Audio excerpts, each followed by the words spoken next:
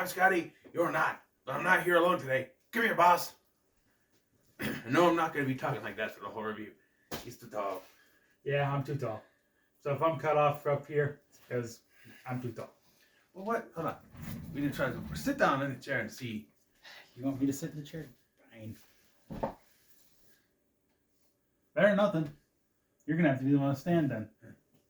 It's like the cover for Step Brothers. I must be Will Ferrell. Why? I don't know. Okay, hold on. Let me get my glasses on so I can see what the hell I'm doing. Sounds good. So, this is part of the Big 10 Special Edition. This is one of the movies that he chose, Captain Ron. I grew up with this in the 90s, my guy. Yeah. And so he wanted to be, because I'm in a bunch of videos on his channel. Go check that out. It's BigLT Radio. Well, I'm BigLT. So. He's BigLT. The channel is BigLT Radio. Yep. You know, my channel, you're here. So he's Big Twister, which I already did without him, or I probably would have had him in that one too. And then there's this one. Captain Ron. So it's Black by Your Heat. It's right here. Alright, you put the chair here. Well, you put the chair here. Either way, here. if you swapped over here, yeah, but then I'm standing Here. in the way. Well, just... You don't have to be in the way. Here. Just... There, now they can see it, and you're perfectly right in the middle of the camera. I understand. I haven't done a standing review in forever. I used to do those back when I was in the bedroom, but Just roll with it. I could do that later. Roll the dice. So anyway. Actually, it's flip a coin because it's down to 2. But Anyway, we get to the review. yeah. So Captain Ron, plot crunch, like I do at the beginning of this. Captain Ron tells the story of Martin Harvey, who gets a boat from He inherits a boat. inherits a boat from his uncle. Uncle, yes. Uncle. Yeah, we just watched the movie. His uncle. The uncle they find out later that it may or may not have belonged to Clark Gable at some point. It's never confirmed, but there's GB as the initials. Could be. Well, CB. you're really going into the movie here, my guy. I know, but I'm just saying. So he's gonna trying to make money off of it, which Basically about the boat is that it was made by the Clark Gable estate or whatever it is. and so he's gonna sell it for some money. He's got to take it from the island Saint Potato. Yes, that is what it's called. Well, according to Catherine, who is played by the wife, Mary Kay Place, I believe in it. I believe so. She's the only other one. Other one besides the 2 stars. In case anyone's wondering, her name is Catherine. Catherine is the wife. Yep. So he decides to take his entire family with, but the wife is against it until the 16-year-old daughter comes home. We should also probably tell them that the Harvey family are actually living in Chicago. And the boat is, like you said, in St. Potato. At least that's what they said. But the thing is, it's an island in the Caribbean. Yeah, Caribbean. And so after the daughter comes home, 16-year-old daughter, played by a 20-year-old actress, or 19, depending on what time of the year, comes home and says she's engaged. So it's a punchline. Like, nothing is gonna... to one of those punchlines where it's like, nothing is gonna change my mind, and then we should probably tell them that the daughter name is Caroline. Yep. And we should also bring up that they have a son. His name is Ben. His name is Ben. And I know the actor who played Ben. I don't know his name, but he was in The Mighty Ducks 3. Yeah. He wasn't one of the Ducks. He was the play-by-play kid. But that's where I know him from. And so this guy that they're going to sell it just hires them a guy to help steer the boat, and that is Captain Ron, played by Kurt Russell, sporting an eye patch a la Snake Plissken from Escape from New York and LA. In case anyone's wondering, why are they selling the boat in the Caribbean if it's already there? They got to sail it from the Caribbean to Miami and Florida. Yeah. And since they didn't know anything about sailing, they hired Captain Ron to help them sail the boat from the Caribbean to Miami. Not only that, but looking at some point of interest. And along the way, they get to a carnival, which we'll get to a little bit later. After getting lost about a couple dozen times. Well, yeah. But Yeah, it's one of those things where he's there to help save the boat, but then he also ends up helping the family in the end. It's one of those films where you have two main leads and they're at each other's throats for the entire movie, but by the end of the movie, they've learned to respect each other and all things. Technically speaking, it's Martin who's at Captain Ron's throat, but Captain Ron's trying to be all friendly with him. You know, he's trying to. He is trying to. As is Kurt Russell's way, he's a very laid-back person. You ever seen any of the movies like Tango and Cash? You got Stallone, who's the very hard, tough cop, and then you got Kurt Russell. He's like, hey, you know, calm down, you know. It's very much that kind of. It's a character Kurt Russell's played before. It's that kind of character, and it works. And then Martin Short, wrong Martin. Next thing you know, I'll be talking about Martin Lawrence. But Martin Short, who's usually cast as the goofy sidekick character, like you look at Jungle to Jungle or even the Three Amigos or something like that, where... We should also bring up the fact that Captain Ron shows up at the Harvey boat, basically in a car that he said... Did not put the brake on. Supposedly. But the thing is, he said he was borrowing the vehicle to get there. And upon arrival, according to what we believe, the park brake was not on. Yeah. And the car rolls off the dock into the water. Went for a swim, yes. Yes. And then, of course, a little bit later after that, there's a guy that apparently drives up, and I believe it's a pickup, and tries to tell Captain Ron, like, where's my auto? He pulls out a gun, and there's some innocent bystanders, and the guy's going to try to shoot Captain Ron. And as he's going to do that, he's like, you stole my wife, but you're not going to steal my auto! I believe it. Yep. Showing that we know Captain Ron. By the way, like, the daughter, her saying that she's engaged, holds nothing to the rest of the film because she's on every guy that she sees. Yep. There's so you see the guy she's engaged with for like 10 seconds of the movie. Yeah. And then you don't see him ever again. Stereotypical boyfriend character, like ones that parents want to look at, earring and leather jacket, maybe tattoos on I didn't see, but like one of those stereotypical bad boy boyfriends, and he never comes back into the picture again. Yep.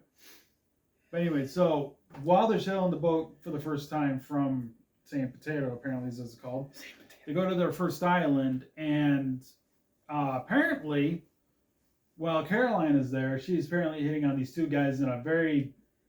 Yeah, that also goes nowhere. Yeah, that goes nowhere. She's kind of hitting on him, like she hits on a bunch of guys in this movie, and it goes nowhere. She's there to show you that she likes boys. Yes, we get it. Movie. Yep. The movie was directed by Tom Eberhardt. Never heard of him. Produced, story, John Dwight. I haven't heard Ralph Winter. Never heard any of that. It's produced by Touchstone Pictures, which makes it a Disney movie, and it, of course, they mentioned the Pirates of the Caribbean. Yep. However you pronounce it. But they also brought up the fact that if Captain Ron, that Martin is the one that tells Captain Ron if he's been to Disney World one too many times, which I didn't actually understood why that was brought up until he brought it up to me. Yeah, he didn't realize the ride was based on the movie, and therefore the ride had existed at the time of the Captain Ron. The movie was based on the ride. Yeah, the Pirates of the Caribbean, that ride at Disney World was based on the movie. Is that right? No, the movie. I'm getting it backwards. I know. The Pirates of the Caribbean movies were based on the ride. The ride has been there. I know. I used to have a Disney sing-along when they had the yo ho, the pirates stopped me to show the ride. Yeah, it's really cool. Kind of creepy looking pirates. But what you told me while we were watching the movie that the ride had existed before the movie was made. The movie is based on the ride. Yeah, and I just like Jungle Cruise and Haunted Mansion. Yes, which I didn't know all this time because I'm not a big Pirates of the Caribbean fan. No offense. I like Johnny Depp. I'll give the man a lot of credit. He plays a good Jack Sparrow, and I like him in Edward Scissorhands. But going on with the Captain. Why is the rum gone? They even asked the question why pirates drink rum. Speaking of which,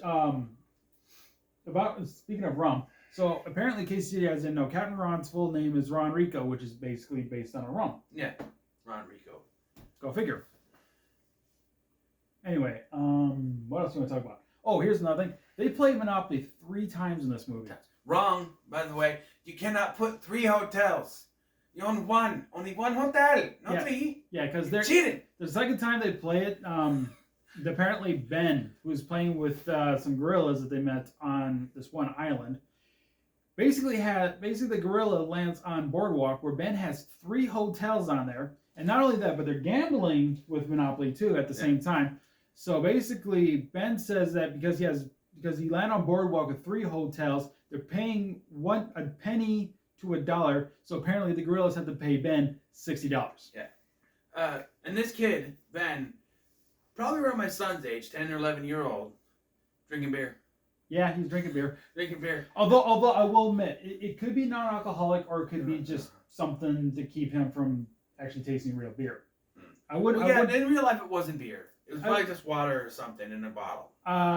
There's a part where they're playing the first Monopoly and there's foam that comes out of the bottle, so I was thinking more root beer. Root beer. It's just maybe cream soda. Cream soda would look more like beer.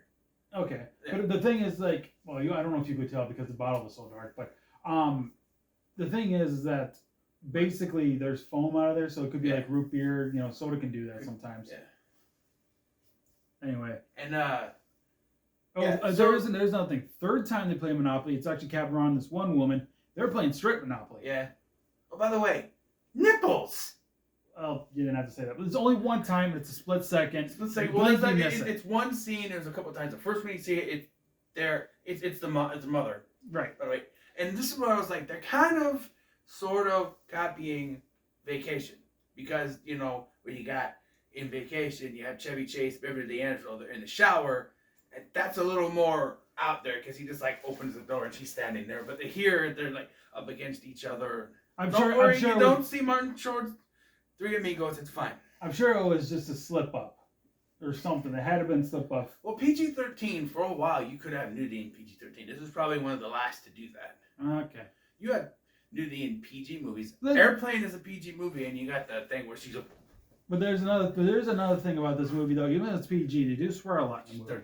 It's PG-13. I would imagine now it would be PG-13. Yes. It is PG-13. Well, I know. I'm saying back. I get it. I own the movie. What I'm trying to say is back then it was PG. Yeah. Back then it was probably PG. If you own the VHS, double check for us. It was probably PG. Nowadays it's PG-13 because again it has alcohol, it has swearing, and it has slight nudity. No, but it is. Well, it is PG-13. It was PG-13 then. Was it? Yeah, I'm trying to tell you. Was it on the VHS though? That's what I'm trying to say. Well, if you want to know about that, hold on. Okay, pause. Back. Yeah, in case there was a weird cut there, I taught him a trick. Yes, and it still says PG-13. No, son of a biscuit. I didn't even notice that. It's going to be backwards, but look. Didn't even know that. It just sounded like you said it was one of the last movies that were probably in PG, so I was like, oh, I thought it was one of the last movies that were PG-13 that would allow nudity. Oh. But it's very quick. Usually some of those movies that did that, it was very quick stuff. It wasn't like them having sex or anything. No, of course not. They were in the shower together. Yeah. But, yeah, so eventually they come across gorillas, not gorillas, not gorillas in the jungle. Or as Martin would more appreciate it. Revolutionaries, freedom fighters. And so they have to take them for a deal for... They're basically taking them to San Juan in exchange for guns to protect them from the Pirates of the Caribbean. Ron, even though he has a chart, even though he has a chart, he doesn't know how to sail to specific places. They're always going to the wrong place. He just sailed, but he didn't navigate. According to, in case you guys didn't know, Captain Ron apparently was on the USS Saratoga, but when he brought that up, he told Martin about it. And he said, "No, I just steered the Saratoga. I didn't navigate." Yeah, so he has no idea where he's going. No idea, but they hired him. And so then eventually they get to San Juan and that's party. And by the way, music in this movie made me dance. I was getting the trash stuff. I was dancing. I was moving. It's very good music. It made me dance. Yeah, but for Caribbean music, it's very good. Very good.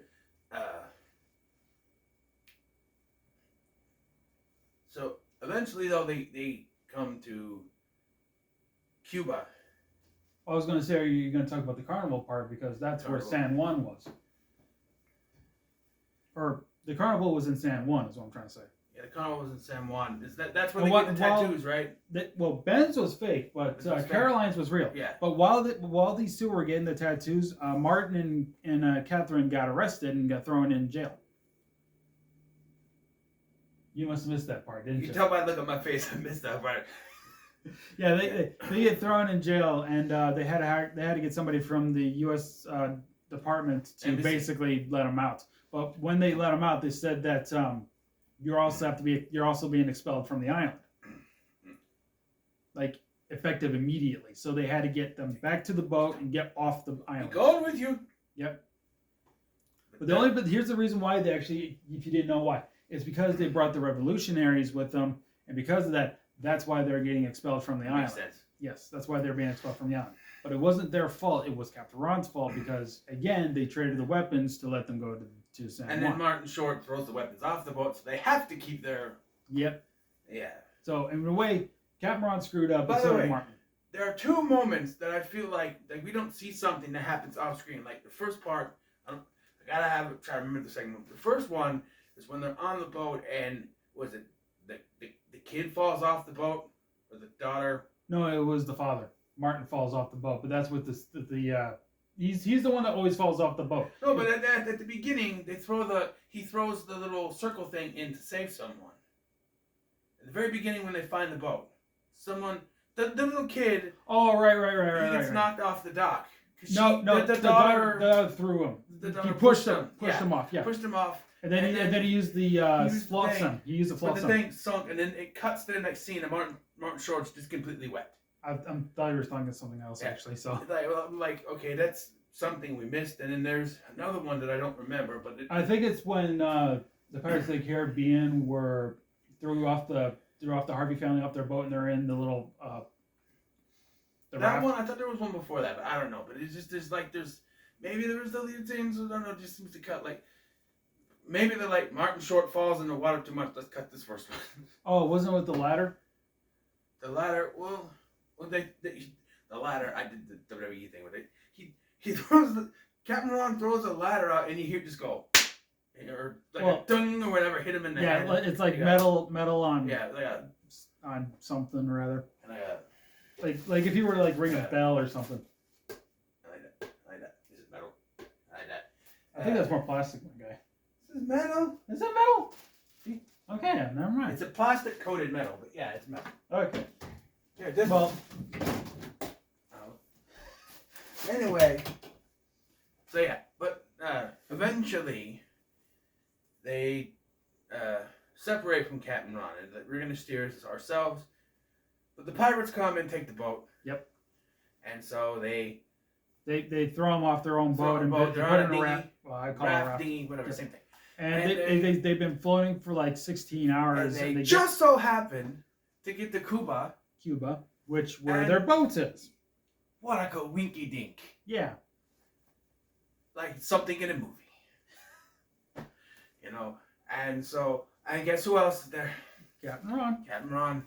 And he comes in, he smashes the car in front of him as a distraction. But you're probably wondering where you get the car from. Apparently in Cuba, Grand Theft Auto is a major biggie around there. Yeah. So basically, while Captain Ron's picking up the Harveys in the stolen vehicle, mind you, with the guerrillas, or no, not the guerrillas, the Pirates of the Caribbean apparently coming towards them, like walking towards them. You can tell about the old man, aren't you? Yeah, I am. But anyway, so Captain Ron starts driving backwards through the streets of Cuba, and now we have this kind of a car chase thing going on. And while the car chase is going on, there's this part where there's this guy from Cuba. He's taking a nightly walk in Cuba, singing to himself. So the second time you see him, of course, he's got this other guy that's with him. He's speaking in, I would imagine, Spanish, right? I think they speak Spanish there, yes. Okay. So he's trying to explain to him about, he saw these cars or whatever, and all of a sudden it just so happens to happen right there again, and Captain Ron's getting him back to the boat and everything, and just as both of the vehicles drive off, the two guys that are witnessing the whole thing, they start laughing about it. Yeah. But yeah, so when they get there, he hits the car and he says, I'm giving a distraction. They didn't know they were there, but now they do. Yeah. So they have to get away. And he created a diversion to rescue them. Yeah, but they didn't need it.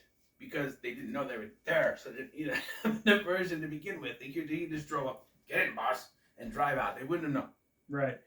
But of course, they almost did. They would have if Caroline didn't keep her mouth shut, but they managed to stop her just in time. But okay, so I missed the part how Captain Ron gets hurt, quote unquote, gets hurt. Say what?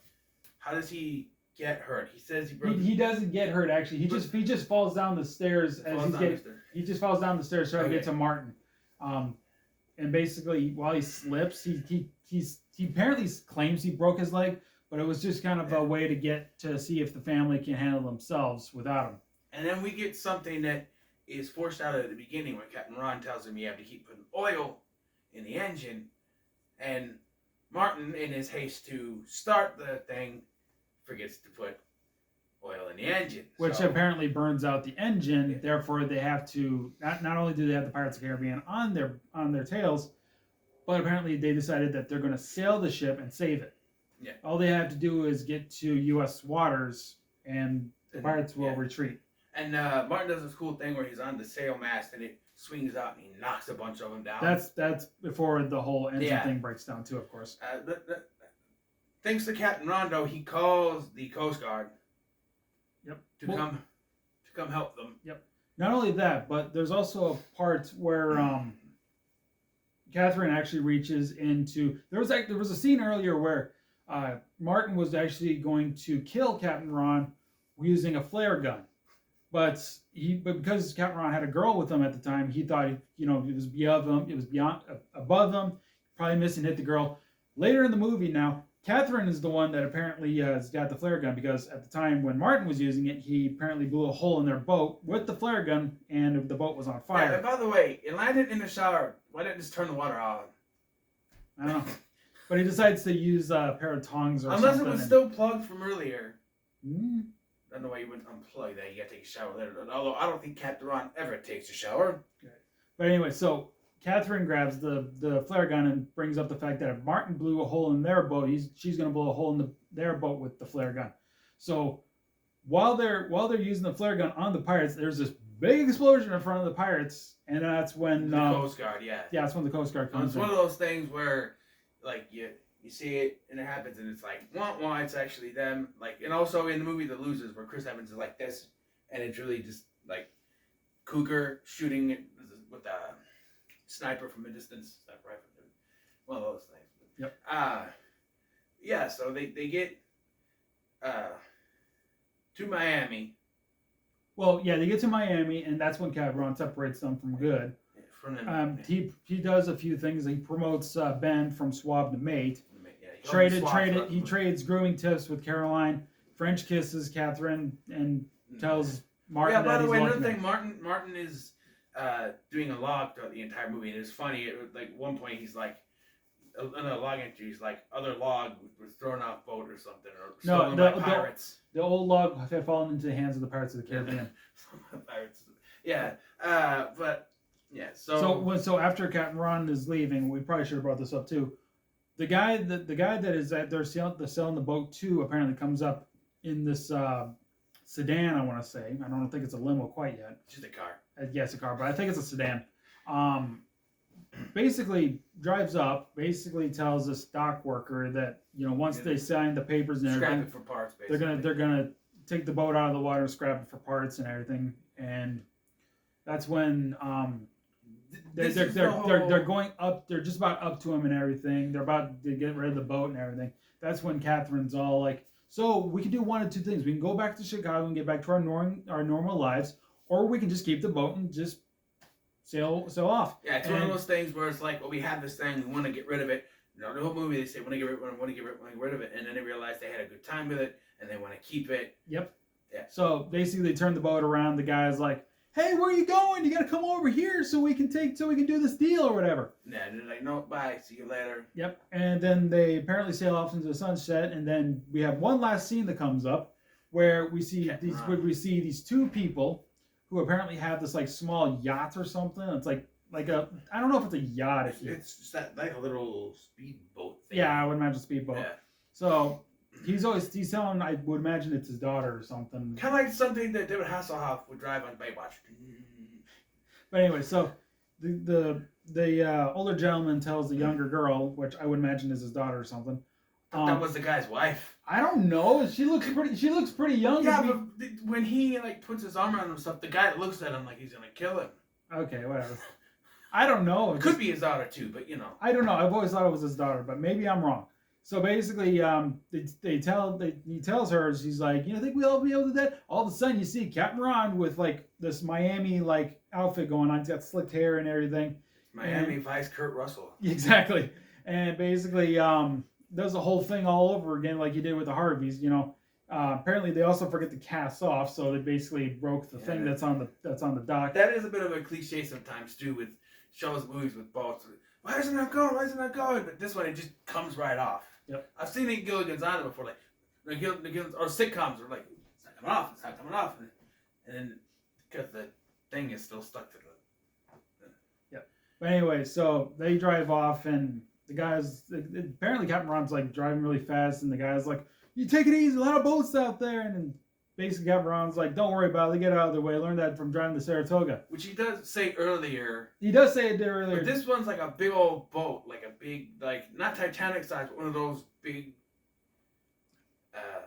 Well, you said it earlier when ocean liners. Yeah.